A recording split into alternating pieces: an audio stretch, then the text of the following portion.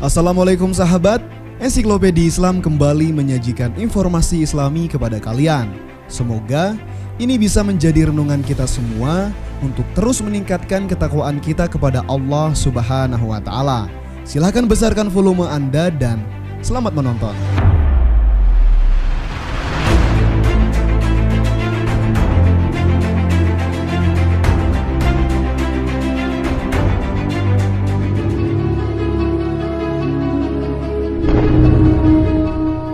Dajjal sebagai makhluk pembawa petaka kepada seluruh umat manusia di akhir zaman sudah banyak dijelaskan dalam hadis-hadis Rasulullah.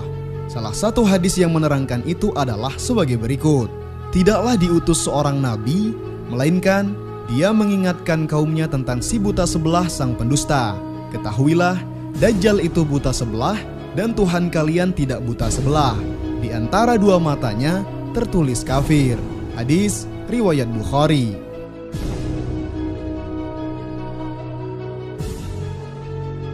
Dajjal sendiri dijelaskan juga bahwa dia memiliki kekuatan yang sangat dahsyat dibanding manusia biasanya. Dia mampu menjelajah bumi dalam waktu yang singkat. Bahkan dia juga bisa menebar tipu daya fitnah, termasuk di dalamnya menghidupkan orang yang sudah mati. Padahal pada hakikatnya itu hanyalah tipu daya Dajjal semata. Meskipun Dajjal diberikan kelebihan yang sangat dahsyat, namun bukan berarti Dajjal tidak punya kelemahan. Dajjal sendiri ternyata punya kelemahan. Di antara kelemahan-kelemahannya itu adalah sebagai berikut. Pertama, Dajjal takut dengan dukhon.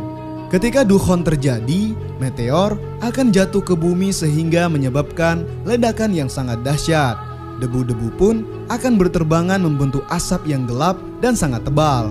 Hal inilah yang bisa menjadi kelemahan Dajjal dan sangat ditakuti oleh Dajjal karena asap-asap ini dapat membuat Dajjal menjadi cacat dan pasukannya hancur lebur. Oleh karena itu, ketika Rasulullah mendatangi Ibnu Sayyad untuk menguji apakah dia Dajjal atau bukan, maka Rasulullah menanyakan perkara dukhon. Rasulullah sangat mengetahui tentang hakikat Dajjal. Dan Rasulullah sangat memahami bagaimana menguji seseorang itu Dajjal atau bukan, yaitu dengan menanyakan tentang dukhon. Allah Subhanahu wa Ta'ala berfirman, "Maka tunggulah hari ketika langit membawa kabut yang nyata, yang meliputi seluruh manusia, inilah azab yang pedih." Quran Surat Ad-Dukhan ayat 10 sampai dengan 12.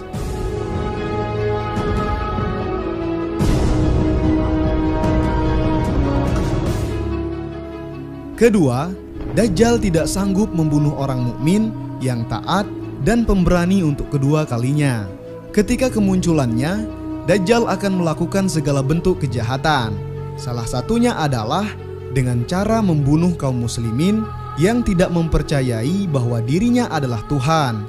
Namun, setelah membunuh orang tersebut, Dajjal kemudian menghidupkannya kembali. Dari Abu Sa'id Al-Khudri, Rasulullah Shallallahu Alaihi Wasallam bersabda, pada waktu keluarnya Dajjal, ada seorang dari kaum mukmin yang dengan beraninya pergi menemui Dajjal, lalu ia disambut oleh pengawal Dajjal dan ditanyakan, hendak kemana engkau? Ia menjawab, saya ingin menemui orang yang baru saja keluar, yaitu Dajjal. Lalu mereka bertanya, apakah kamu belum percaya kepada Tuhan kami? Orang mukmin itu menjawab, Tuhan kami tidak samar. Maka berkatalah pengawal Dajjal, bunuhlah dia. Tapi sebagian pengawal mereka mengatakan, jangan, Tuhan kami melarang membunuh seseorang, melainkan dengan perintahnya. Maka dibawalah mukmin tersebut menghadap kepada Dajjal. Maka ketika orang mukmin itu melihat Dajjal, ia pun berkata, hai sekalian manusia, inilah Dajjal yang telah disebut oleh Rasulullah Shallallahu Alaihi Wasallam. Maka segera Dajjal menyuruh merebahkan mukmin tersebut dan diperintahkan dikupas kulitnya dan dipukuli punggung serta perutnya. Lalu Dajjal bertanya, apakah engkau tetap tidak percaya kepada kami? Mukmin itu menjawab, engkaulah Al-Masih atau Dajjal si pendusta. Maka Dajjal memerintahkan mukmin itu digergaji badannya dari kepalanya hingga ke kakinya menjadi dua bagian. Lalu Dajjal berjalan di tengah kedua badannya Dajjal pun berkata, "Bangunlah." Maka bangunlah orang mukmin itu seperti sedia kala. Lalu Dajjal kembali bertanya, "Apakah kamu belum percaya kepadaku?" Mukmin itu menjawab, "Tidak berkurang keyakinanku bahwa engkaulah Dajjal, bahkan aku bertambah yakin." Kemudian orang mukmin itu berkata, "Hai sekalian manusia, Dajjal tidak dapat berbuat demikian lagi kepada seorang pun." Maka Dajjal berusaha membunuhnya lagi, namun Allah telah meletakkan di antara leher hingga belakang orang mukmin itu seolah-olah tembaga, sehingga tidak dapat disembelihnya. Mereka menyangka ia dilempar ke dalam neraka, padahal dilempar ke dalam surga. Kemudian Nabi Shallallahu Alaihi Wasallam bersabda, "Itulah manusia yang paling besar kesaksiannya di sisi Rabbul Alamin." Hadis riwayat Muslim.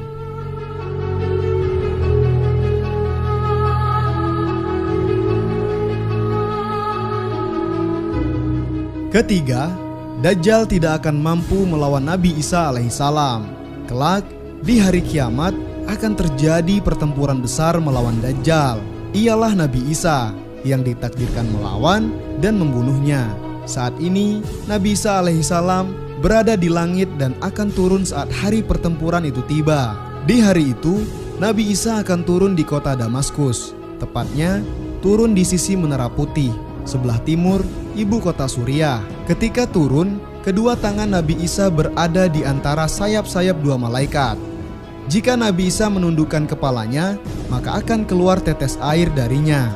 Jika beliau mengangkat kepalanya, maka akan mengalir bulir-bulir air bening layaknya mutiara. Orang kafir yang mencium aroma nafas sang Nabi akan tewas seketika. Turunnya Nabi Isa alaihissalam sangat dinanti-nanti oleh orang yang beriman. Pasalnya, bertahun-tahun bumi dan segala isinya mengalami kerusakan parah akibat Dajjal. Manusia bermata satu itu membawa fitnah yang sangat besar, fitnah yang tak pernah dialami oleh manusia sebelumnya.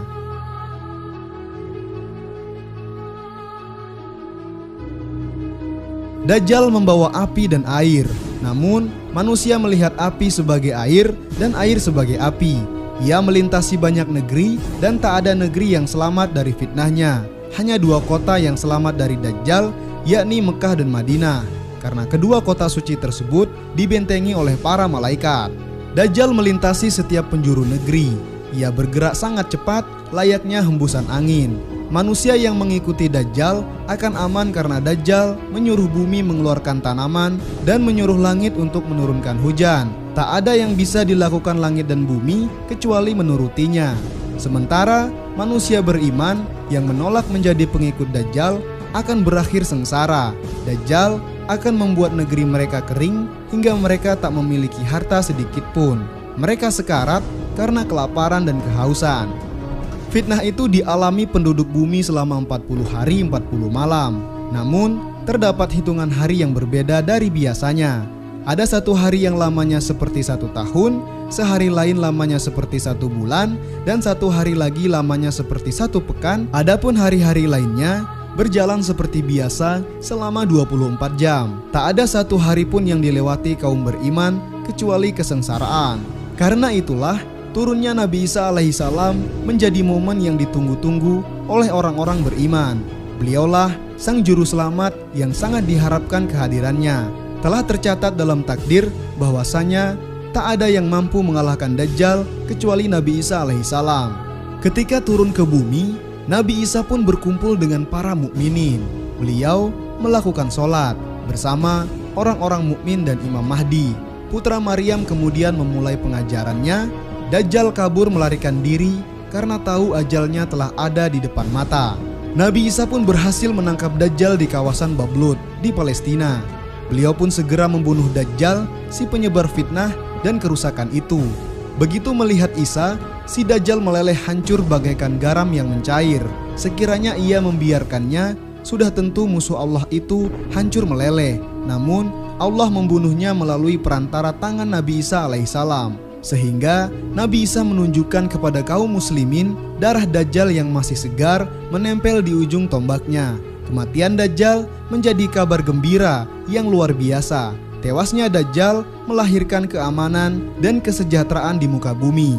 Manusia kembali hidup damai dan tentram. Bahkan sepanjang sejarah manusia, saat itulah masa paling sejahtera di muka bumi. Tak ada sedikit pun pertikaian, permusuhan, ataupun kejahatan. Dipimpin Imam Mahdi, mereka hidup dalam kesejahteraan dan kedamaian. Adapun Nabi Isa wafat setelah menjalankan tugas beliau untuk membunuh Dajjal. Sahabat Ensiklopedia Islam, demikian pembahasan kami kali ini. Semoga bermanfaat. Wassalamualaikum warahmatullahi wabarakatuh.